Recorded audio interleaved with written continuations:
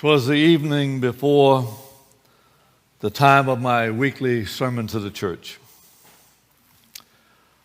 I was in the throes of what pastors know as the relentless occurrence of the Sabbath. It comes every 7 days, whether your sermon is ready or not. It was my regular scheduled responsibility to deliver a sermon, and the process of preparation was to end. And my weekly sermon must be preached. I knew that my prep had prepared me to speak on my subject of choice that day. Not only had I been thinking and praying and preparing all week, I had been studying the issue since college days. This was to be Communion Sabbath. And my topic was the righteousness of Christ. My subject theme was, we believe that no work or effort of any kind make us ready for heaven, only what Christ has done for us, and our acceptance of that free offer. By that we gain admission. My problem was that I didn't like the sermon that I had prepared, that I had carefully written out, and the planned delivery style that I intended to carry it out with. Preachers had addressed the subject for century after century. The saints had heard verbiage on this topic for many years. Now I had a principle that I had sought for, was that if I was not turned on by the sermon myself, then it should not be preached. My search that Friday evening was a search for relevance and finding a new way of presentation that would connect with my audience in an interesting and meaningful way, that would, by subject matter and delivery, bring about hope and change and would stay in their memory as a positive force at least until they got out the doors. I sat in my home study, deep in thought, searching, weighing, approaching. Our eldest son, Kevin, about 4 years old, came in and climbed up in my lap. And he asked me to read him a story. And he handed me his book entitled The Three Little Pigs. Talk about a change in mood and mental attitude. I put my Bible down, the sermon manuscript aside. I told him the story as he looked at the pictures in the book. He had never heard that story before, though I was acquainted with it since childhood. His attention and his absorption inspired me on to a greater and more greater animated delivery as I told him the story. His sparkling eyes and scampering feet down the hallway as he ran to share it with his 2-year-old brother Brian and his mother Patty. It caused me to muse. Now, if I could so affect my audience tomorrow, they would profit that way. And from that session between my son and I, this parable was written and delivered that Communion Sabbath, and has become a part of my repertoire of sermons in every district I've ever pastored. So I share it with you today in hopes that it may increase your appreciation of Christ and what He offers.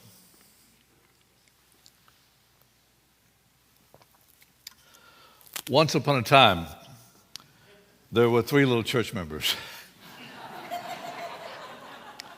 who grew up and wanted to make a home and a life for themselves. Being very close to their pastor, they would sought his counsel before beginning their journey. Well, said the pastor as he reached for the 3 black books laying upon the shelf, here's a copy of the good book for each of you. You will find it useful and essential as you go about with the building of your life and of your home. The value, the pastor said, will be twofold. First, as a step-by-step guide And second, as a warning of a threatening of a great foe, the great red dragon, who will try to destroy you and your homes. My advice, said the pastor, is that you follow the principles found in this book, and they will guide you to success, as well as the enjoyment of protection, he said, from the great red dragon. Always keep in mind that anytime you want to talk to the author of the good book, you can. With copies of the good book and a set of blueprints for the most current type of home, the three little church members set out on their own. The first little church member selected straw and stubble as his building materials, feeling that this would be very economical and wouldn't take too long to build.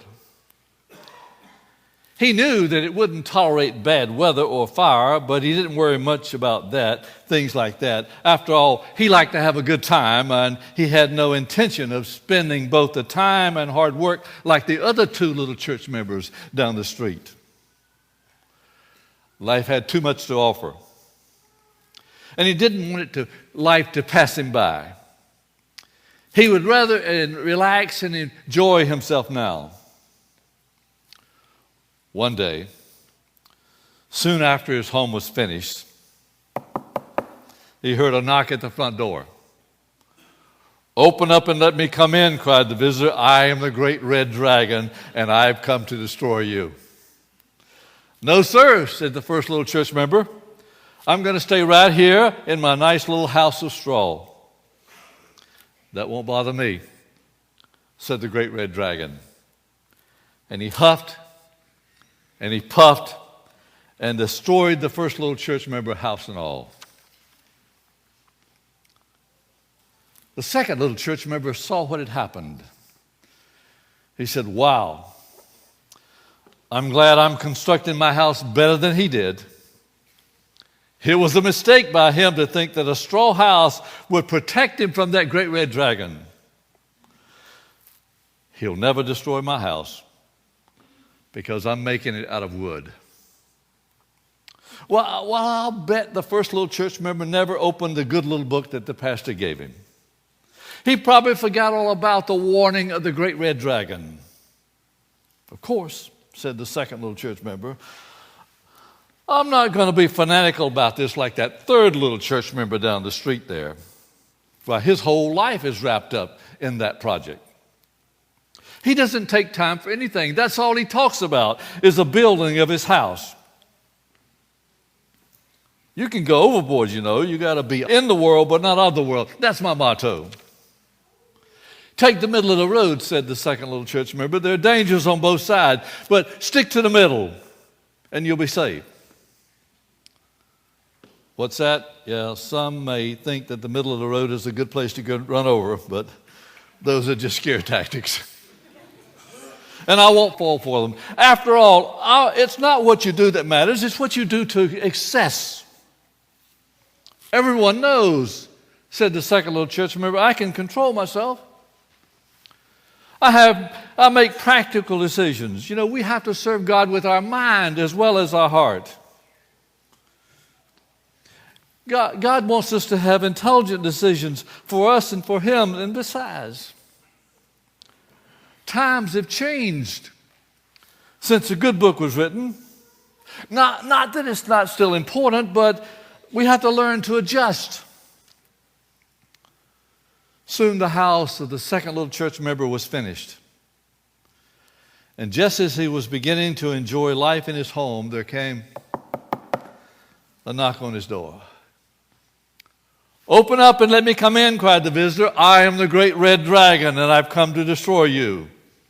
"Oh, no, you won't," cried the second little church member. "You see, I'm not as careless as that first little church member. I built a good wood house. I knew you were coming soon, but I didn't think it'd be so soon. I put many of the instructions from the good book in the building of my house. I'm going to stay right here in my nice house of wood." That won't bother me, said the great red dragon. And he huffed, and he puffed, and he huffed, and he puffed, and he destroyed the house of wood with the second little church member. My, what an exciting day. What a life, exclaimed the third little church member. The pastor sure knew what he was talking about when he warned about that great red dragon. I really feel bad about what happened to the other two little church members. But I've got to be on with the building of my house. Now let's see. The blueprints call for a rock foundation, some bricks, and some mortar. Gee, this is going to take a long time. Maybe there's some shortcuts I can think. No, I better not. After all, that's what the other two little church members did. Can't do that. I don't want to happen to me what happened to them. I'm going to do this right if it takes me a lifetime. And as time passed, the third little church member grew tired. Even his close friends began to ridicule and mock him, and at times treating him badly. He was about to give up. And then he remembered something that the pastor had told the three of them. Anytime you want to talk to the author of the good book, feel free to call him up. He's always available to talk. The third little church member took advantage of this advice and offer. And so when he became discouraged, the author always had words of encouragement for him. Finally, his home was finished. What a wonderful idea I have, mused the third little church member. I think I'll take my house of brick and I'll call on the author of the good book and let him see such a fine house I have built. He was in for a disappointing evaluation. You've done a beautiful job, said the author of the good book, but the great red dragon will still destroy you. You mean all my labor is in vain? Asked the third little church member. No, all you've done is necessary. But there's still one final ingredient that you must have. And only I can supply it to you. It's a red substance that can be found only on that hill over there. The author of the good book said, every crack, walls, roof, corner, ceiling, floor must be thoroughly covered with it. Why, thank you, said the third little church member. Give me a paintbrush and I'll go do it right now. No, said the author of the good book, only I can do it for you. You just sit down by the fireplace and let me kindle a fire that will keep you warm. Soon, the author of the good book had everything painted inside and out, covered with the red substance. He then informed the third little church member that he could rest with assurance that all was taken care of. I really don't know how to thank you. You must really love and care for me, said the third little church member. You care what happens to me. That I do, said the author of the good book. And as he turned to leave, the third little church member caught a glimpse of something in the palm of the author of the good book's hands. Wait, before you go, I'd like to know, what happened to your hands? Did you get hurt while painting my house? It all happened on that hill, replied the author of the good book. Someday, you will fully understand it.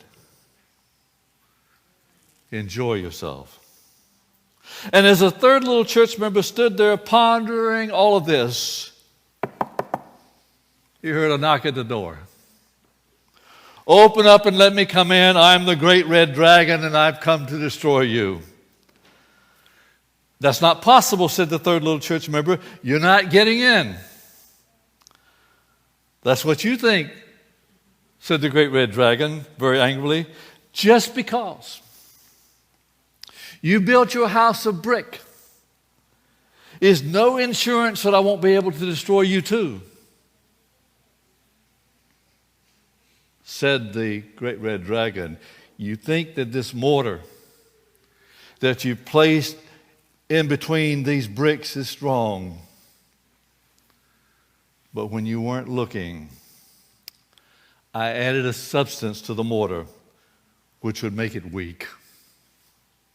I've been watching and studying you just so I can destroy you. I fixed it, said the great red dragon, so your house is not as strong as you think. Oh, wow. Now understand the paint job, said the third little church member. What paint job? Said the great red dragon. The paint job that the author of the good book did for me. He said it was the only ingredient that I was lacking. A red substance that he bought from a hill over there. He painted my whole life with it, my house. He assured me that I was safe from your tactics. Go ahead, great red dragon. Try to destroy me. He promised that I was safe from you, and I trust him. I'll just sit here by my comfortable fire he made for me. I've got a lot to think about, to enjoy without worrying about you. My trust is in him, said the third little church member, and he turned and sat down by the fireplace. And when the great red dragon heard this, he went into a furious rage.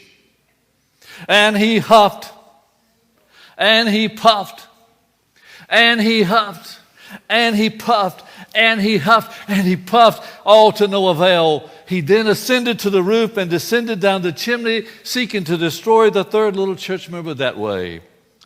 But the same fire that was comforting the third little church member destroyed the great red dragon, while the third little church member lived happily ever after.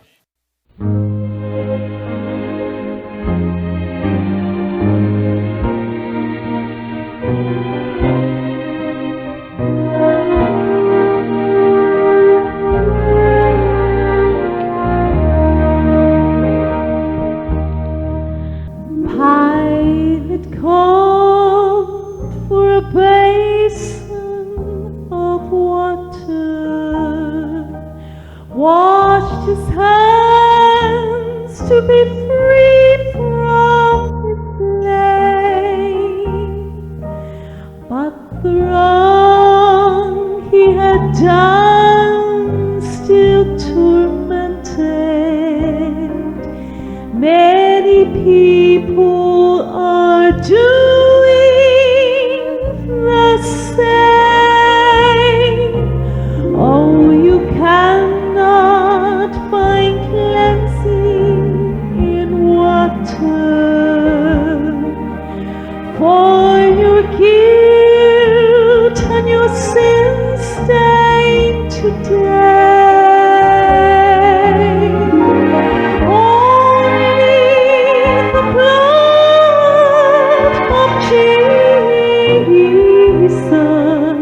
Has the power to wash sin away. Oh, how futile are mankind's inventions for healing a guilt-ridden soul. Oh, how vain are our means and our methods. They can't make a broken